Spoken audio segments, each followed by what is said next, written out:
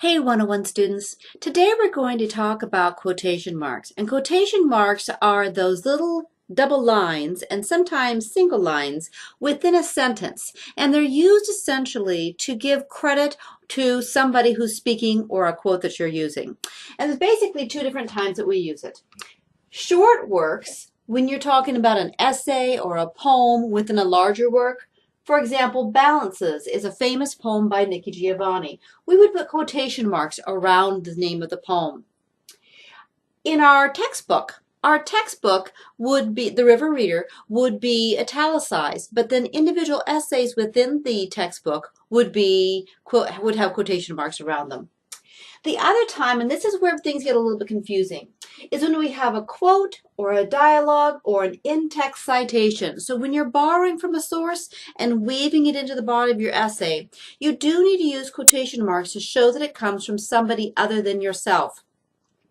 And there's a few ways to do that. Here we have what we call the attribute or the tag at the beginning. Jamie said it's a complete thought, so you have a comma and then a space. Quotation marks to begin the actual words that are coming out of her mouth. Have a nice day, exclamation point, and your quotations. It's important to note that all punctuation should be within those quotation marks. There are a couple of exceptions, and I'm going to show you an example, but quotation marks should always frame the entire sentence. You may have seen periods on the outside of quotation marks, but that's actually a British convention. We can also have the tag at the end, in which case you have the words coming out of her mouth in quotation marks. Have a nice day, comma, again, punctuation inside the quotation marks, space, said Jamie, and then, of course, the end punctuation, which is the period there.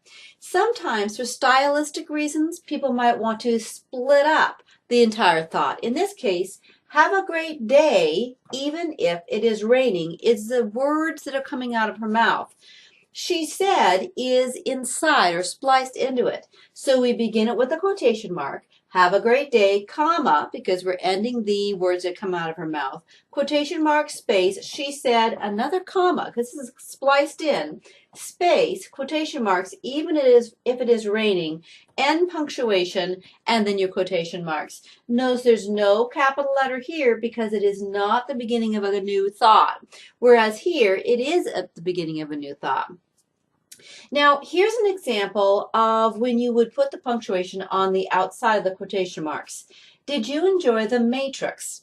Well, if I put the question mark inside the quotation marks here, The Matrix would be a question, and The Matrix is not a question. The title of the movie is not a question.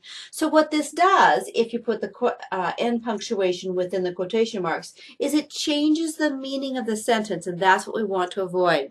All right, there's a PowerPoint presentation below, so you can look over that and then try the exercises below that.